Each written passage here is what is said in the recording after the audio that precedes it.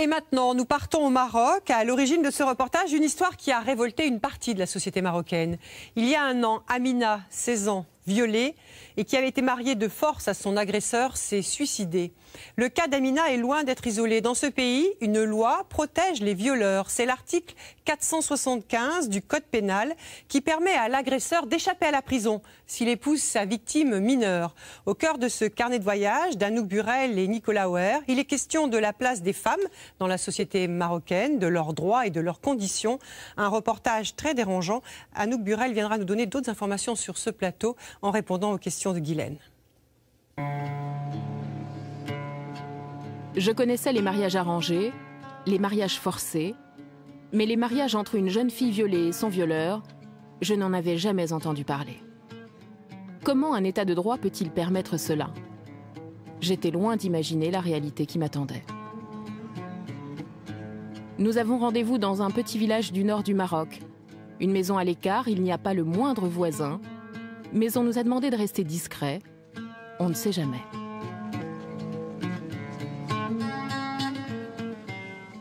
À l'intérieur, l'atmosphère est lourde en cuisine. J'apprends que cela fait des semaines que cette mère ne sort plus de chez elle, depuis que sa fille, Nawel, a été violée par un jeune homme du village.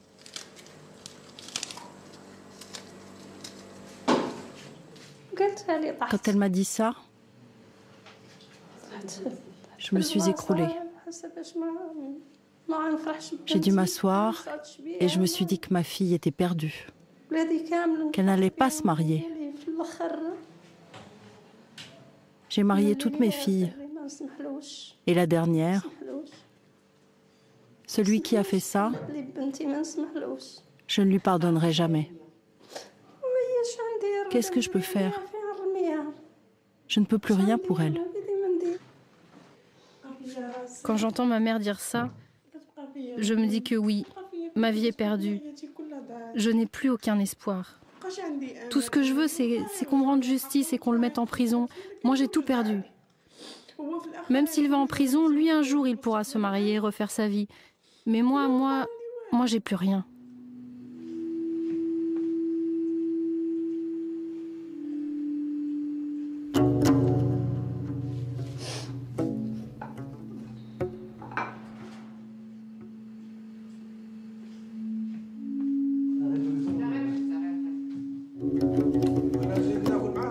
Dans la pièce d'à côté, voici le père de la jeune fille à gauche et un voisin de passage. L'homme à la casquette ne sait pas ce qui s'est passé, mais le père lui a dit de rester. De toute façon, dans ces petits villages, on dit que tout finit toujours par se savoir un jour. On dirait que ce jour est arrivé. Allez, mange de la salade. Non, j'ai pas envie.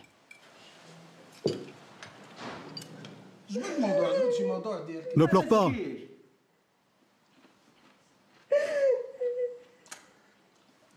Pourquoi tu pleures? Pourquoi tu pleures? Ils sont là pour te filmer, pour que tu leur racontes tout. Pourquoi est-ce que tu pleures? Il faut leur dire ce qui t'est arrivé. C'est ma fille. Quoi, ta fille? Les criminels. Les criminels? Des criminels l'ont violée? C'est qui les criminels? Tu connais le type qui l'a violée? Non, qu'est-ce que j'en sais, moi? Mais ne pleure pas. Tu dois dire ce qui s'est passé.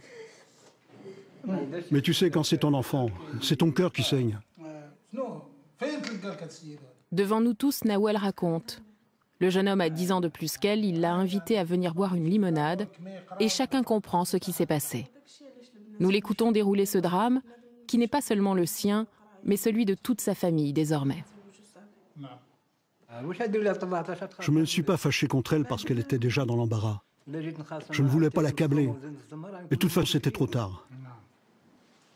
Mais oui, c'est une honte. Une grande honte. Dans la religion, on n'accepte pas ça. Et toi, est-ce que tu as honte?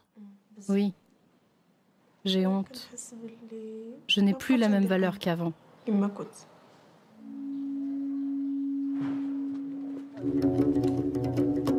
Le père de Nawel a décidé de porter plainte contre le violeur, c'est rare.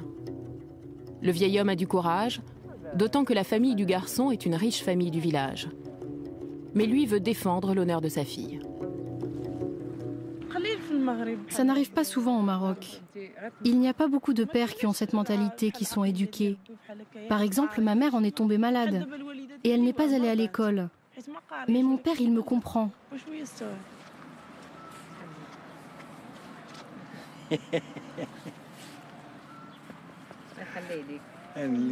Je lui souhaite le meilleur.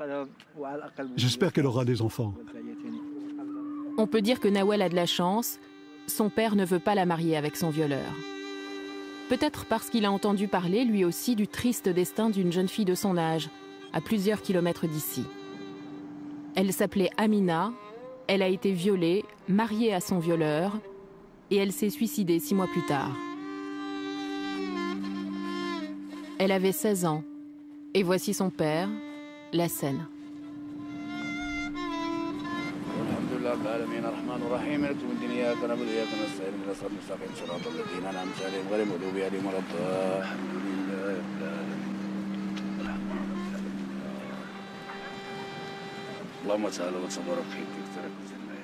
C'est la tombe d'Amina Filali, ma fille.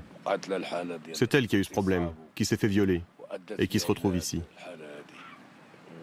Quand est-ce qu'elle est morte? C'était l'année dernière. Nous prions Dieu pour que justice soit faite. Je ne suis pas la première à rencontrer le père d'Amina. L'histoire a révolté une partie de la société marocaine. Toute la presse est venue au village. Mais ce jour-là, cela fait 1 an qu'Amina s'est suicidée. Voici sa mère, Zora. Ne pleure pas, ça suffit.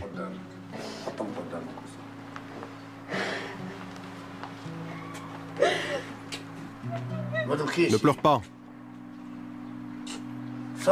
Arrête de pleurer. Zora pleure sa fille et maudit la justice de son pays.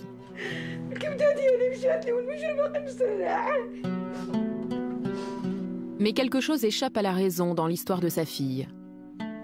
Après son viol et une plainte devant la justice, Amina a déclaré devant un juge vouloir se marier avec Mustapha, son violeur.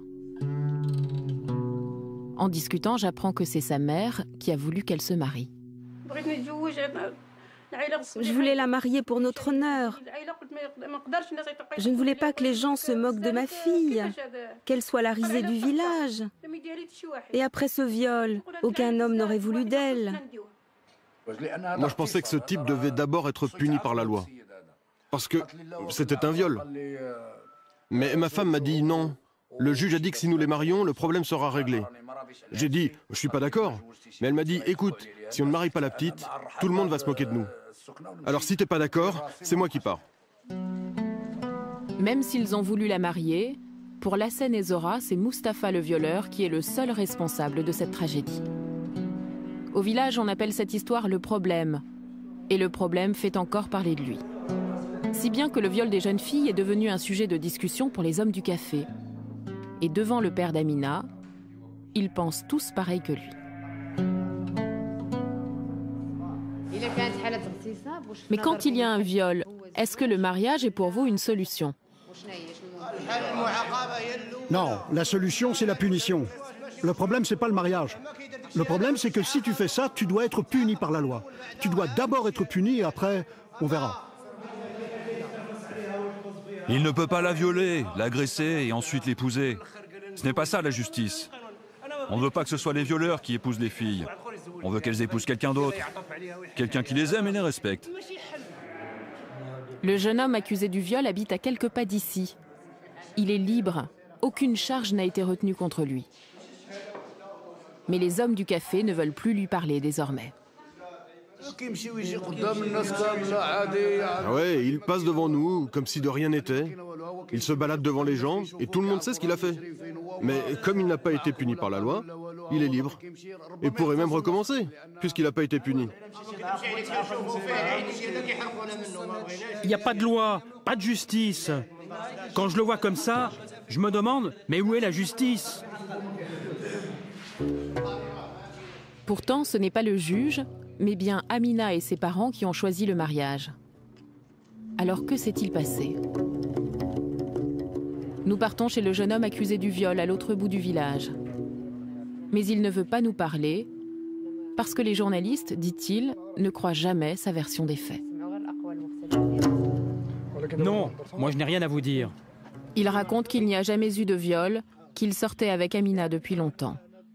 Sur le palier, son vieux père nous confie que pour lui, c'est la pression familiale qui aurait mené la jeune fille au suicide. Sa mère lui disait tout le temps « Ah ma fille, je ne voulais pas que tu te maries comme ça. Ah ma fille. » Et Amina en souffrait. Ça se voyait, ça la travaillait à l'intérieur. Et au lieu de la laisser tranquille après son mariage, sa mère lui mettait la pression encore et encore. Et jusqu'au jour où la petite s'est suicidée. Qui a tort, qui a raison, impossible de le savoir. Ces étranges mariages gardent leur part de mystère dans les villages.